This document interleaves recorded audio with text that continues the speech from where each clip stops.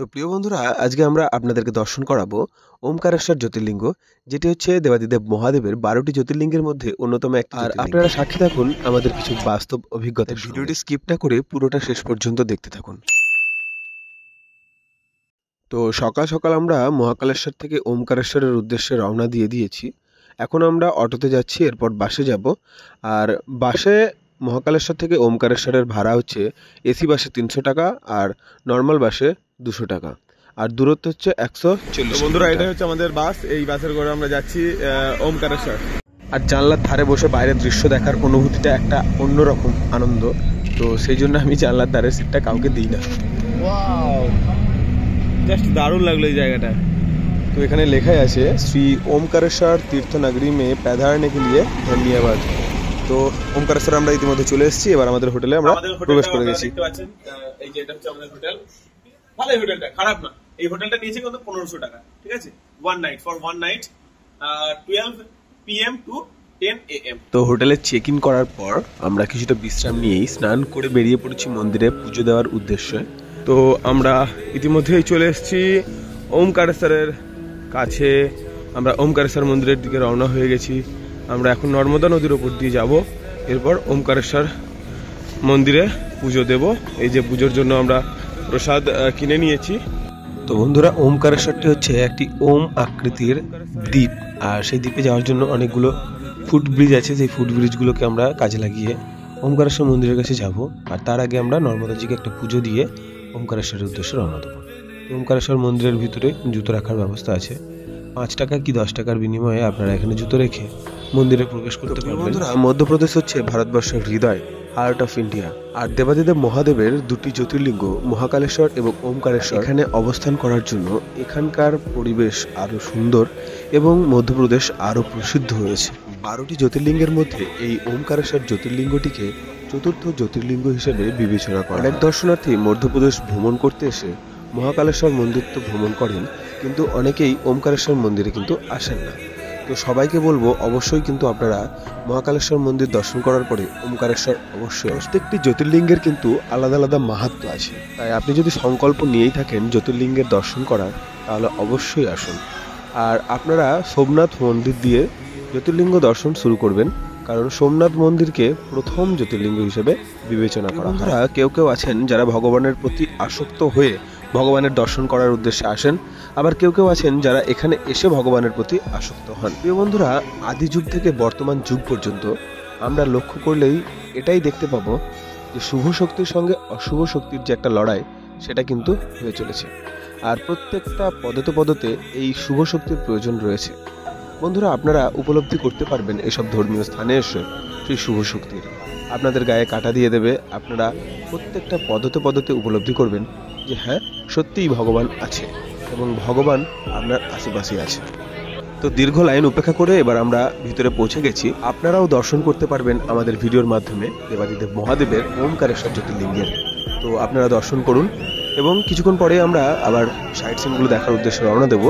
তো ভিডিওটি শেষ পর্যন্ত অবশ্যই দেখতে থাকুন। ভিডিওটি কিন্তু স্কিপ করবেন না, তাহলে অনেক কিছুই আপনারা মিস করে যাবেন।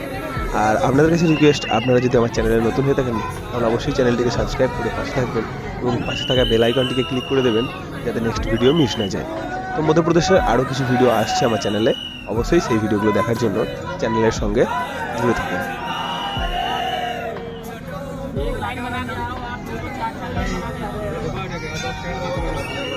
তো প্রিয় বন্ধুরা, আপনাদের এবং আমার পরম সৌভাগ্য যে আমরা দেবাদিদেব মহাদেবের চতুর্থ জ্যোতির্লিঙ্গের দর্শন। দেবাদিদেব মহাদেবের কাছে প্রার্থনা করি পৃথিবীর সকল মানুষ সুখে থাকুক, সুস্থ থাকুক, ভালো থাকুক। ভিডিওটি এই মুহূর্তে যারা দেখছেন তাদের কাছে আমার একটা অনুরোধ, অহংকার ভুলে দেবাদিদেব মহাদেবের নামে একবার হর হর মহাদেব লিখে কমেন্ট করুন।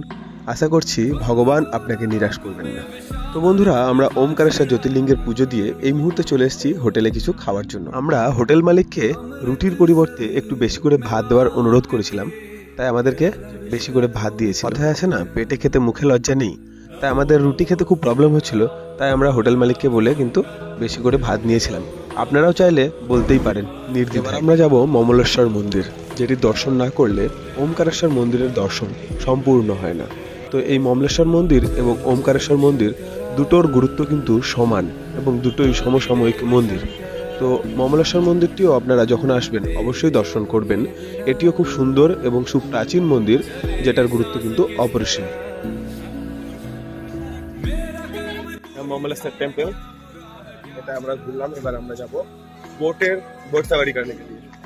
তো বন্ধুরা, এখন আমরা আছি ওমকারেশ্বর মন্দিরে। আর ওমকারেশ্বর মন্দিরের এখানে নর্মদা ড্যামের মধ্যে যারা নৌকা সাওয়ারি না করে, যারা নৌকায় না চড়ে, তো নৌকা ভ্রমণ না করলে এখানকার একটা খুব সুন্দর মুহূর্ত সবাই মিস করবেন। সেই জন্য নৌকা ভ্রমণটা অবশ্যই করবেন। আর নৌকা ভ্রমণের জন্য এখানে নেয় 100 টাকা পার হেড, 150 টাকা পার হেড বলবে, কিন্তু আপনারা বার্গেনিং করবেন।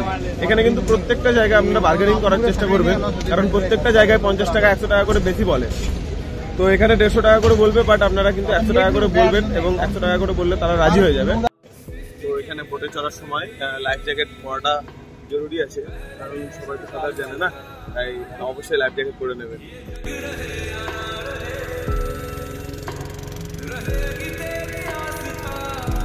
প্রিয় বন্ধুরা, যেখানে দেবাদিদেব মহাদেব বসবাস করেন সেই সব জায়গা তো সুন্দর হবেই, তাই না? তো এই ওমকারেশ্বরের পরিবেশটা কিন্তু সত্যিই সুন্দর। এখানকার প্রাকৃতিক দৃশ্য মনোমুগ্ধকর। এখানকার নর্মদা নদীর পবিত্রতা এবং ওমকারেশ্বরের যে পাহাড়, এসব যেন দেবাদিদেব মহাদেব নিজের হাতে সুন্দরভাবে তৈরি করেছেন। তো আমরা জলপথে নৌকা ভ্রমণের সময় কাবেরী নদী এবং পবিত্র নর্মদা নদীর যে মিলনস্থল, সেটি দেখার সাক্ষী থাকলাম। পর গোমুখ ঘাট, এছাড়াও আদি শঙ্করাচার্যজির 108 ফুট উচ্চতা বিশিষ্ট সুবিশাল একটি মূর্তি আমরা জলপথেই দর্শন করলাম। আর আমরা দর্শন করলাম একটি সুন্দর রাম মন্দির। তো প্রিয় বন্ধুরা, আপনারা যদি অবশ্যই এখানে আসেন তাহলে অবশ্যই নৌকা ভ্রমণ করবেন, এটি কিন্তু আপনারা মিস করবেন না।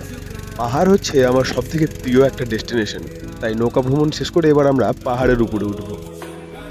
বন্ধুরা, আমরা এখন যাব পাহাড়ের উপরে, ওই চূড়ায় একদম।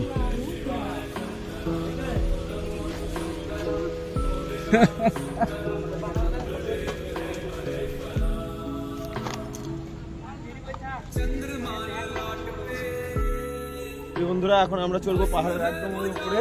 তো চলুন আমাদের সাথে পাহাড়ের উপরটা দেখুন কিরকম লাগে। তো বন্ধুরা, এখন আমরা পাহাড়ের উপরে যাচ্ছি।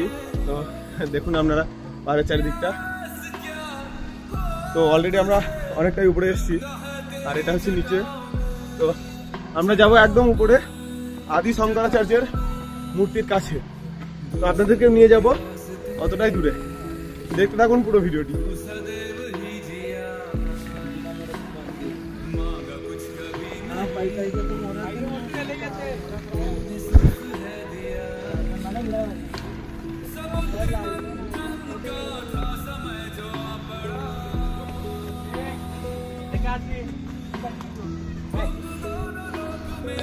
আদি শঙ্করাচার্যের মূর্তির কাছে আমরা যাব, এটাই ঠিক করেছি। তো দেখি কত দূর যেতে পারি।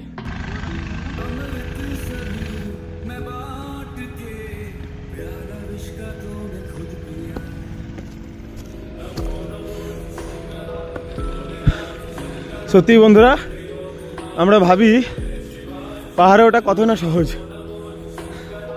কিন্তু সত্যি পাহাড়ে ওটা অনেক কঠিন। সামান্য কিছুটা পাহাড়ে উঠতেই আমাদের দম বেরিয়ে যাচ্ছে। এই তো এখানে সন্দীপ বারবার বসে পড়ছে, হি ইজ ভেরি টায়ার্ড।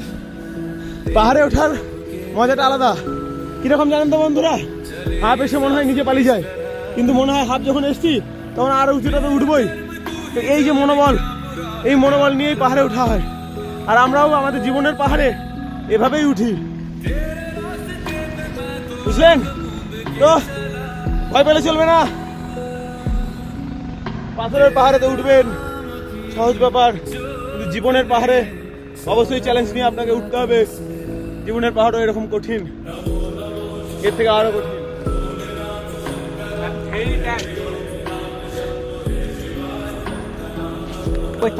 চলো চলো চলো চলো চলো।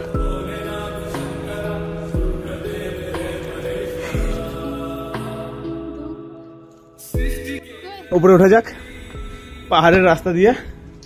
এই দেখুন, এখানে একটা মায়ের মূর্তি আছে। মায়ের মূর্তির কাছে এসে কিন্তু অনেকটা পাওয়ার মনে হচ্ছে। বাহ, এখানে হেভি রাস্তা করা আছে, সুন্দর রাস্তা। বাও, তার মানে এখানে বাড়ি ঘর থাকবে রে, এত সুন্দর রাস্তা। ও সন্দীপ এতটাই টায়ার্ড, আর পারছে না। তো সন্দীপ, এতটা এসে তোমার এক্সপিরিয়েন্সটা বলো, কষ্ট করে এসে। এই জলের বোতল অল্প অল্প করে খাবে, কিন্তু পুরোটা শেষ করবে না। জলের বোতলটা খুব প্রয়োজনীয় লাগবে এখানে। ওফ, তো বন্ধুরা পাহাড়ের উপর থেকে দেখো,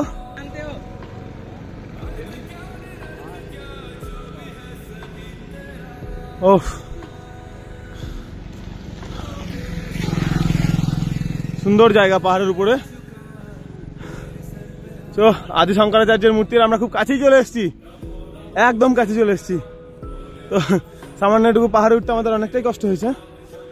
তো 1 কিলোমিটার সোজা রাস্তায় ওঠা আর 1 কিলোমিটার মানে উঁচু রাস্তায় ওঠা, পার্থক্যটা যে কতটা বন্ধুরা, সেটা না উঠলে আপনারা বুঝতে পারবেন না। তবে আমার এখানে ঘুরতে আসার ইচ্ছা ছিল, বাট এখানে এসে পাহাড়ে ওঠার ইচ্ছাটা কিন্তু প্রবল ছিল আমার। আমি প্রথম থেকেই বলে রেখেছিলাম, ভাই যদি পাহাড়ে উঠতে না পারি আমার কিন্তু সফরটা বৃথা হয়ে যাবে। আদি শঙ্করাচার্যের এই মূর্তিটি 108 ফুট উচ্চতা বিশিষ্ট মূর্তি। আমরা নিচের দৃশ্য আপনাদেরকে দেখাচ্ছি, বাড়িগুলো কি ছোট্ট ছোট লাগছে। আমরা ঠিক ওই যে দেখতে পাচ্ছেন ব্রিজটা শেষ হয়েছে, ওখানে একটা টাওয়ার দেখতে পাচ্ছেন, ঠিক আমরা ওই টাওয়ারের কাছাকাছি একটা জায়গায় ঘর ভাড়া নিয়ে আছি। তো এই পাহাড়ের পরে আবার একটা পাহাড় আছে, যেটা আমরা খালি চোখে বুঝতে পারছি, কিন্তু আমরা পাহাড়ের নিচে যখন ছিলাম তখন আমরা কিছুই বুঝতে পারছিলাম না কোথায় কি না। তো ওই পাহাড়ের ফাঁক দিয়ে রাস্তা, দুর্দান্ত দুর্দান্ত বন্ধুরা, দারুণ দারুণ। তো বন্ধুরা এই জায়গাটা পুরো ওম আকৃতির একটি জায়গা, সেই জন্য এই জায়গাটার নাম হচ্ছে ওমকারেশ্বর।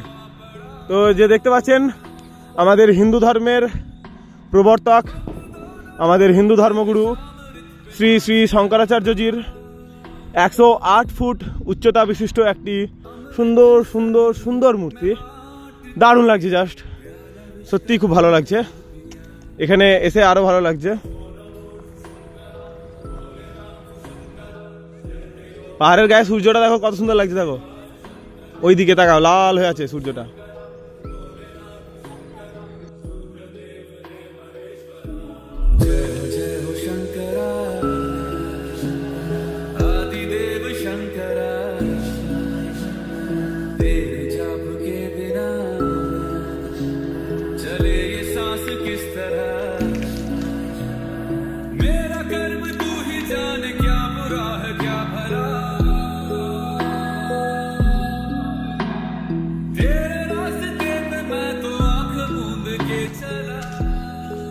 একদম চুপচাপ পরিবেশ এখানকার, পাহাড়ের উপরে মানুষজন খুবই কম সংখ্যায়, বাট নাই বললেই চলে, কিন্তু জায়গাটা দুর্দান্ত। দেওয়ালে দেবদেবীদের মূর্তি আর সুন্দর সুন্দর কারুকার্য।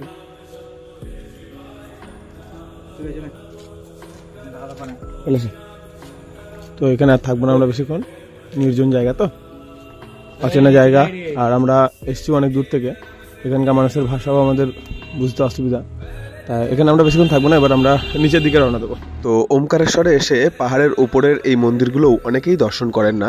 আমরাও দেখলাম এখানে মানুষের সংখ্যা খুবই কম। এখানকার কিছু স্থানীয় লোকজন বাইক নিয়ে এবং পায়ে হেঁটে যাতায়াত করছে, এবং খুবই কম সংখ্যায় লোকজন কিন্তু। তো আমরা এসেছিলাম সিঁড়ি দিয়ে, কিন্তু আমরা এই রাস্তা দিয়ে নিচে যাবো এবার।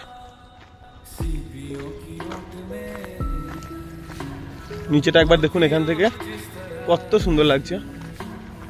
একটু পরে আরো সুন্দর লাগবে, প্রত্যেকটা ঘরে যখন লাইট জ্বলবে আর উপরে অন্ধকার, তখন আরো সুন্দর লাগবে।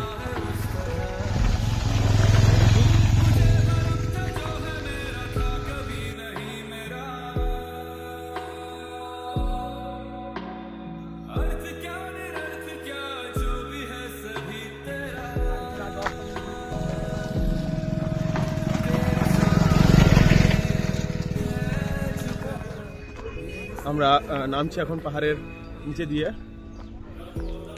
খুব সুন্দর জায়গা। তো সিঁড়িতে যেটা চড়ছিলাম তার থেকেও এই রাস্তাটা আরো বেশি ভালো লাগছে।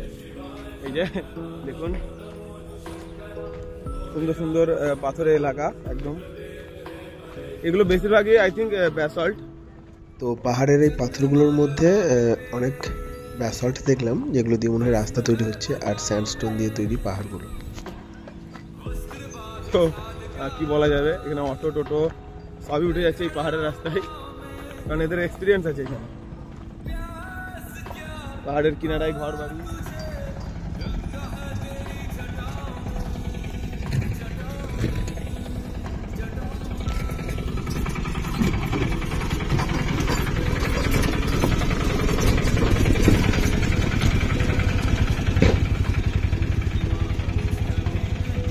তো ওদের সিঁড়ি দিয়ে উঠতে অনেকটা প্রবলেম হয়েছিল, বাট এটা অনেকটা স্লোপ, তো আই থিঙ্ক এটা দিয়ে অতটা প্রবলেম হবে না। এখানে পাথরগুলো কেটে কেটেই কিন্তু রাস্তাগুলো বানানো হয়েছে, এটা রাস্তা ছিল বলে আমার মনে হয় না, হয়তো পরবর্তীতে এখানে পিচ রাস্তা হয়ে যাবে। এখন কিন্তু খুব সুন্দর লাগছে, আমার তো খুব ভালো লাগলো আজকের ভ্রমণটা কালকের থেকে। কালকে ওখানে ছিল, কালকে ওটা একটা আধ্যাত্মিক জায়গা, ওখানে মহাকালেশ্বর মন্দির, শিব ঠাকুর আছে, সব আছে, বাট এখানে কিন্তু প্রাকৃতিক দৃশ্যটা সৌন্দর্য বেশি আর কি। নর্মদা নদীর উপর ড্যাম, নর্মদা নদীর সুন্দর জল, এছাড়াও পাহাড়ি দৃশ্য, তো এগুলো সত্যি খুব ভালো লাগে। দেখো কি সুন্দর লাগছে কাগজ ফুলের গাছটা। সব গ্যাসোলিন টাইপের ইয়ে তেলগুলো, পিওর তেল এখানে সব। বন্ধুরা আমরা সিঁড়ি দিয়ে উঠেছিলাম, আর এখন নামছি আমরা ঢালু দিয়ে। তা সিঁড়ি দিয়ে উঠতে যা টাইম লেগেছে ঢাল দিয়ে তার থেকে বেশি টাইম লাগছে, কিন্তু কারণ হচ্ছে যে সিঁড়িটা তো একদম খাড়াই সিঁড়ি, আর ঢালটা হচ্ছে যে একদম সাইড সাইড সাইড সাইড করে ঢালটা, যেহেতু কষ্ট কম কিন্তু টাইম বেশি লাগবে, এটাই রাস্তা প্রচন্ড খারাপ। হ্যাঁ, সেটা বল, রাস্তা পাথরের রাস্তা তো খারাপ হবেই। আরেকটা জিনিস সেটা হচ্ছে যে রাত্রিবেলায় কিন্তু এখানে কারেন্ট চলে গেছে, তো আপনারা কিন্তু একটু সতর্ক হয়ে আসবেন, একটা টর্চ লাইট কিংবা ব্যাটারি ফ্যাটারি নিয়ে আসবেন, কাজে লাগতে পারে আপনাদের কিন্তু, কারণ এটা হচ্ছে পাহাড়ি এলাকা, আর একটু ঝোড়ো হাওয়া দিলে আর একটু জোরে বাতাস দিলেই কিন্তু কারেন্ট চলে যাওয়ার একটা সম্ভাবনা থাকে। হ্যাঁ, আর রুমটা এমন বুক করবেন যেন রুমের মধ্যে ইনভার্টার থাকে। তো কেমন লাগলো আপনাদের এই ইনফরমেশন গুলো অবশ্যই কমেন্টে জানাবেন, আর আমার চ্যানেলের সঙ্গে থাকবেন। তো ধন্যবাদ বন্ধুরা, বাই বাই।